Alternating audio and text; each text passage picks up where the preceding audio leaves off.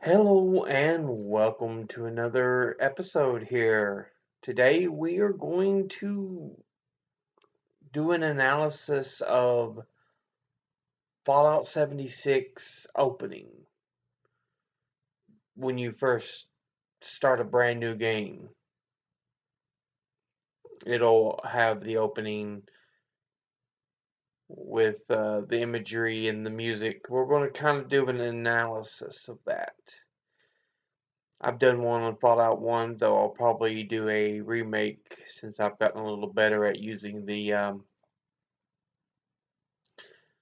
um, editor for that. So, anyway, that said, let's jump right into it. The opening is reminiscent of Fallout 3's opening with the words Bethesda Softworks when it first comes onto the screen, being very tattered and worn. So we have that look to it. That kind of plays back to Fallout 3, which I guess 76 has its roots in Fallout 3 since it's based in West Virginia and was mentioned in Fallout 3 in the Citadel, as well as a mention of it with um, the Mothership Zeta DLC. Now, the screen flickers to life in the classic please stand by screen, but it's in color. This is possible. We do know that all the television of Fallout up to this point had been in black and white. Fallout 1, 2, 3, New Vegas. Most of the screens have been in black and white. But um,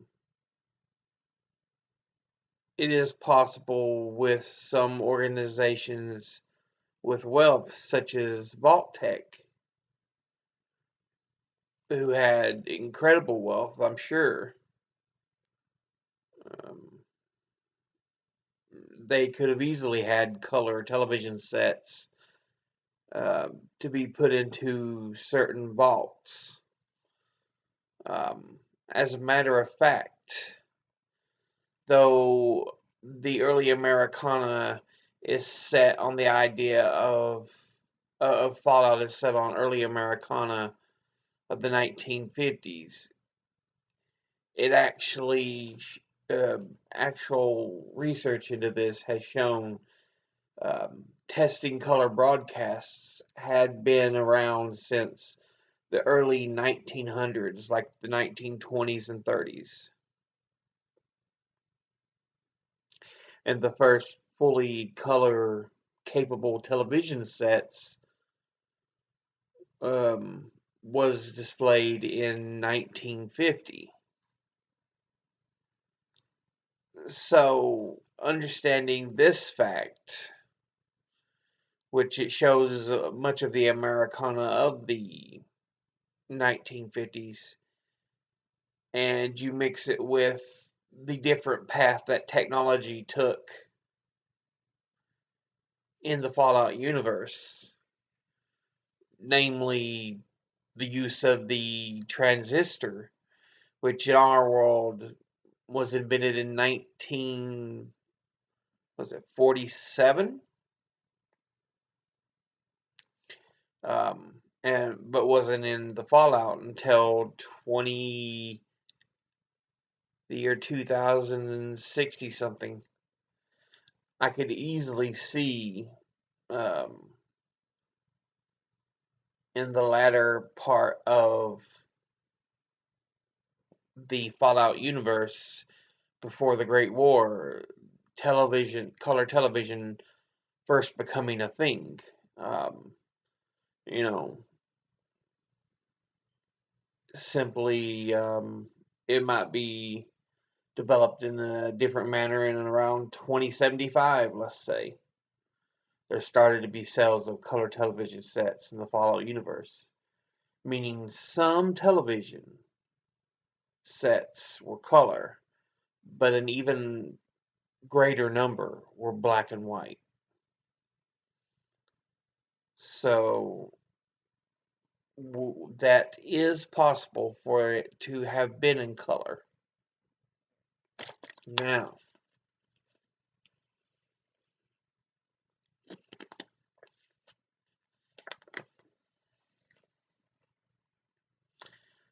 we have a televised opening of Vault 76,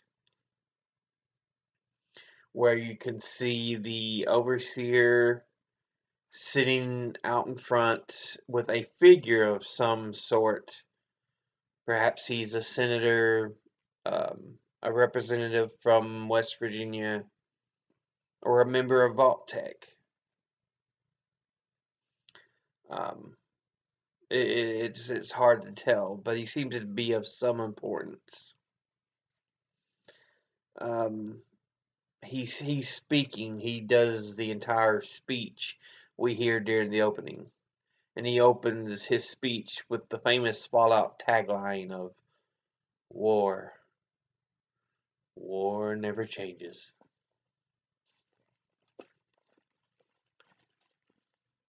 So we open with that. Um, as the video draws away from the close-up, um, um, and away from the TV, we see um, where see the actual room of the player's um, vault dweller character. While while the speaker makes note of the almost constant conflict that has plagued the U.S. since its actual inception. Um, then we get an explanation of these American clashes, from Antietam to Amiens. Let's kind of go over that right quick. Antietam was a Civil War battle that occurred at Sharpsburg, Maryland, on September the 17th, 18th, and 19th of the year 1862, and was considered one of the bloodiest conflicts of the war. So that's one of the first ones mentioned, from Antietam, and they say to Amiens. Amiens was a Allied victory in France um, that helped to bring an end to the First World War, and it happened on August the 18th of 1918. So that kind of gives us a little further in-depth look from Antietam to Amiens. And next he goes from Okinawa to Anchorage. So let's take a look at it, since we've now acknowledged that.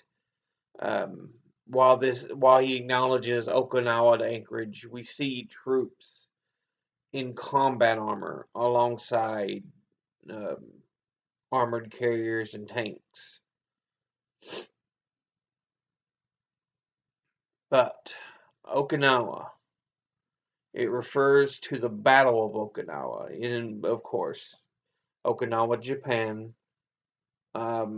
It took place during World War II, during the end of the conflict, and it was one of the final pushes of the Allies to push the Japanese back. The Germans had already been defeated. Of course, the Italians um, was the first one of the trios, the Axis powers. That's what I was looking for.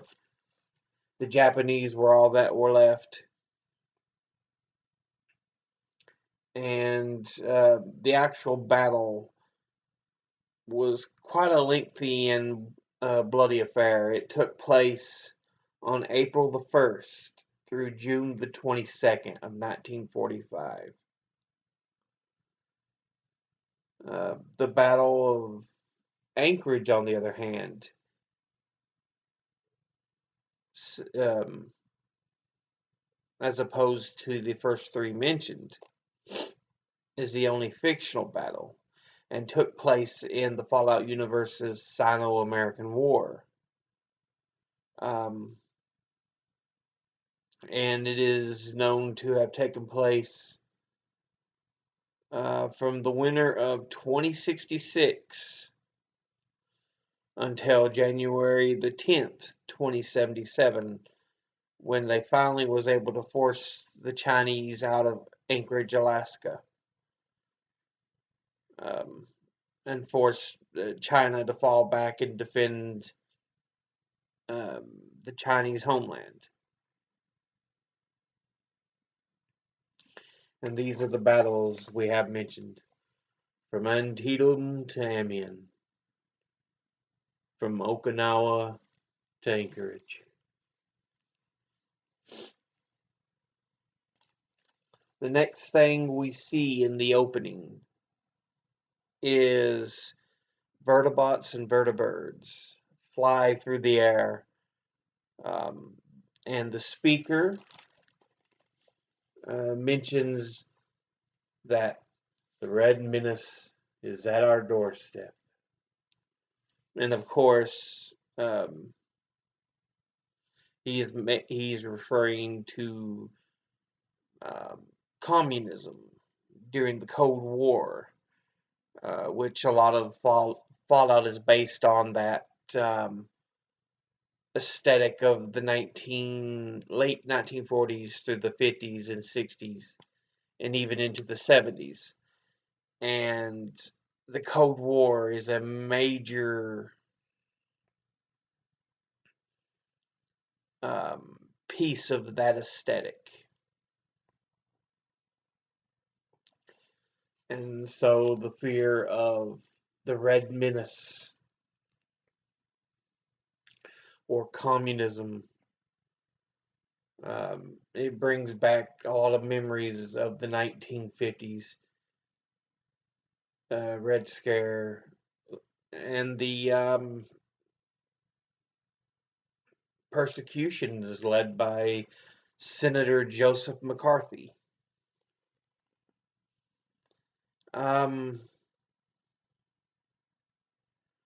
Now, the next thing we see is a picture of a man in power armor with, as the line, democracy itself is under the threat of annihilation. So it's kind of an interesting, as it still smacks of McCarthyism, but democracy, as we know, if you're aware of the Fallout games, is more or less just an actual illusion of itself, um, and mainly just a term to inspire, since so much of the Fallout universe has fallen in on itself, and the supposed democracy is not actual democracy.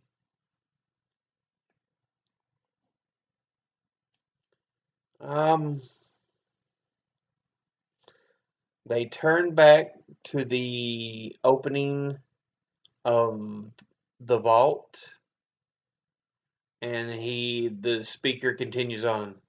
That's why today, July the 4th, 2076, 300 years after our great nation began. And as he says this, you see an image of the kind of arch over the front area of Vault 76. Its entryway, and it celebrates the tricentennial of America's birth, 1776 to 1876, 1876 to 1976, and of course 1976 to 2076. So yeah.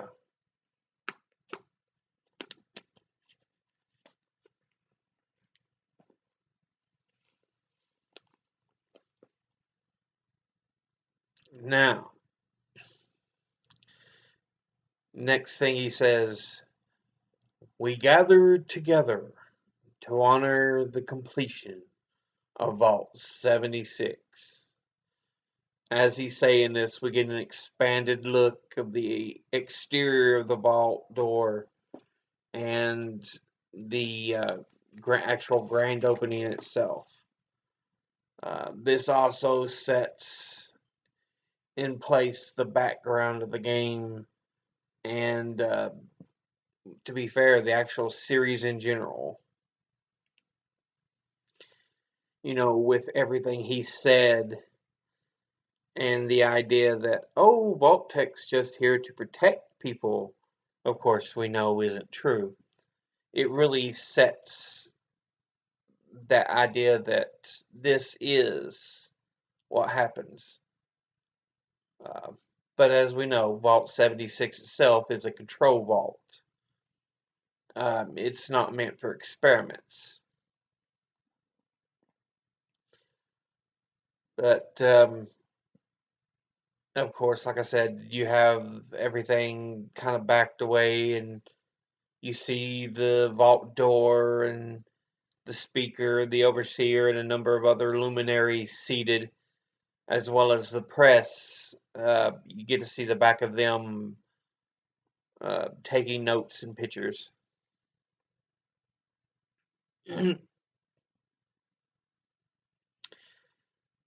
This sprawling underground shelter may have been engineered by vault-tec, but it was built by you. So he really wants to make it feel as if, no, we're here to help you save yourselves. So it's to really try. It's almost a piece of public relations spin for vault-tec. And as he says, but when he says this, we see vault members moving in, and then we see actual workers working on the vault's reactors. And like I said, the line for the scene actually suggests that the speaker may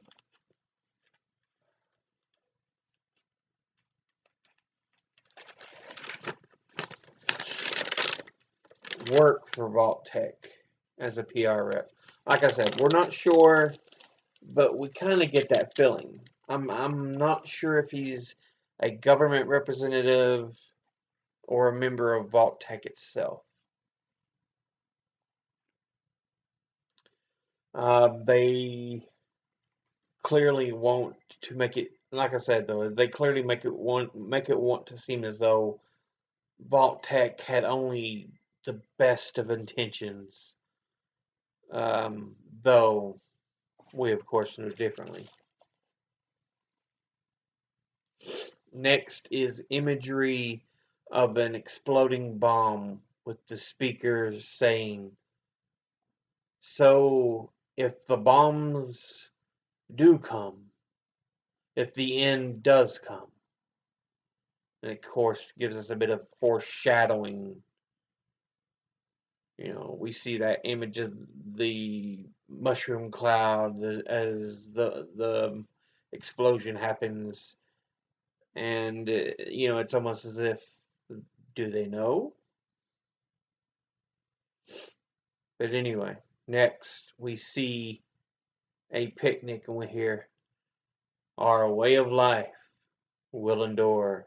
So again, we're drawn back to this idea of the Americana of the 1950s, the nostalgia of a better era. Um, and it's an attempt to spin the public relations by vault-tec. So yeah, but not everyone will be saved. Those chosen to enter this vault will be our best and brightest.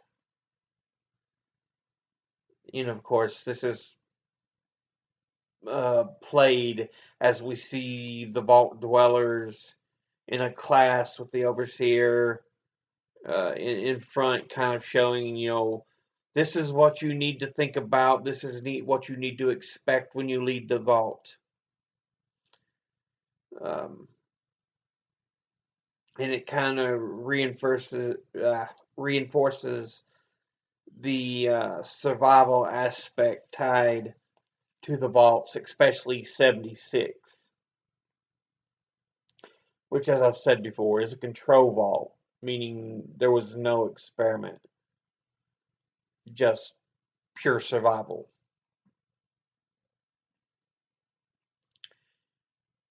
For when the fighting has stopped and the fallout has settled, you must rebuild. So it's almost as you're special. This is, it's almost as if he's no longer speaking to the reporters or the vault dwellers, but as if he's speaking to you as a player. And to kind of reinforce this, we see the overseer um,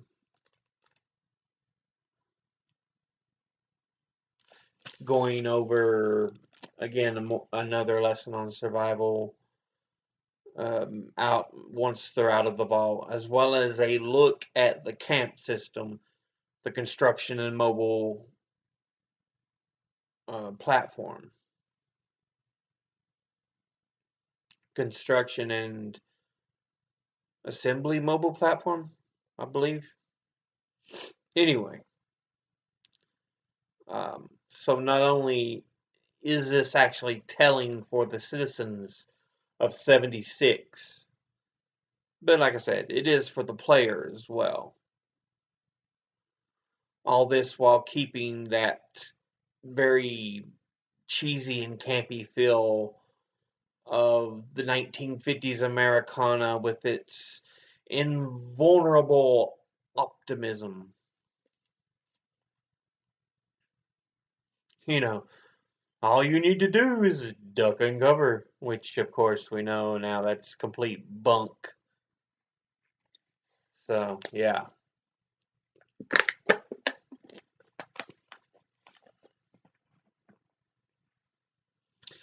Um,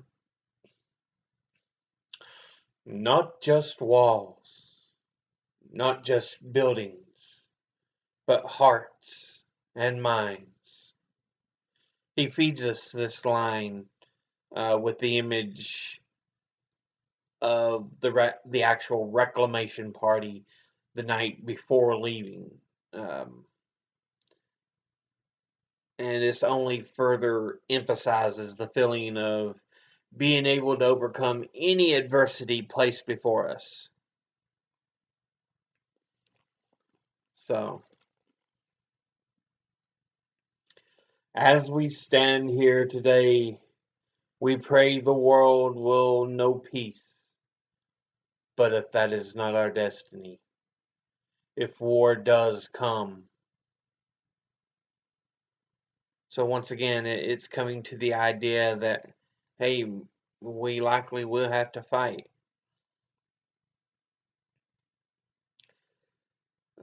We get to see the actual vault dwellers chatting as they kind of file out on Reclamation Day, and maybe perhaps they're in anticipation of what they'll actually find on the outside, because as we know, it's been 25 years since the Great War, since the dropping of the bombs. So all they can really do is actually guess, um, make educated guesses on what may wait for them on the outside.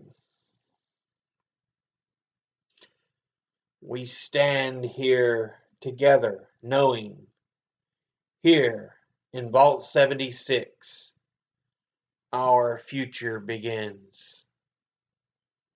And we see two vault dwellers embrace, perhaps the last time they'll ever see each other, because like I said, they spent the last 25 years together. So who knows what's next. And everyone takes their first steps outside, and this is almost sets a feeling of eager exploration into a new frontier, especially as the opened vault is kind of covered with a bright white light. And that is the ending of Vault 76 opening. As you can see, there's a lot of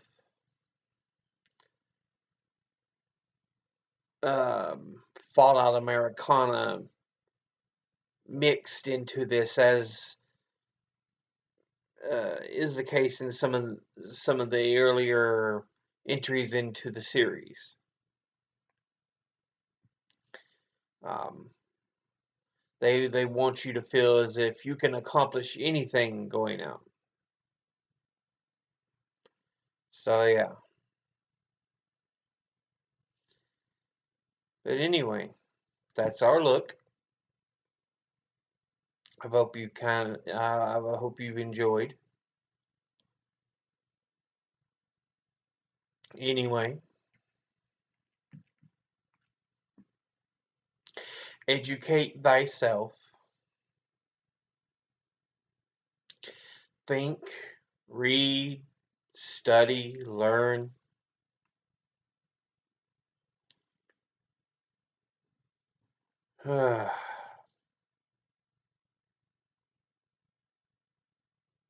There's just some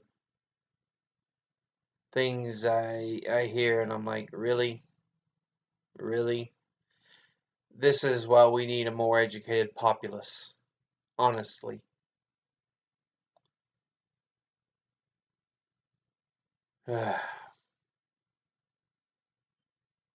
But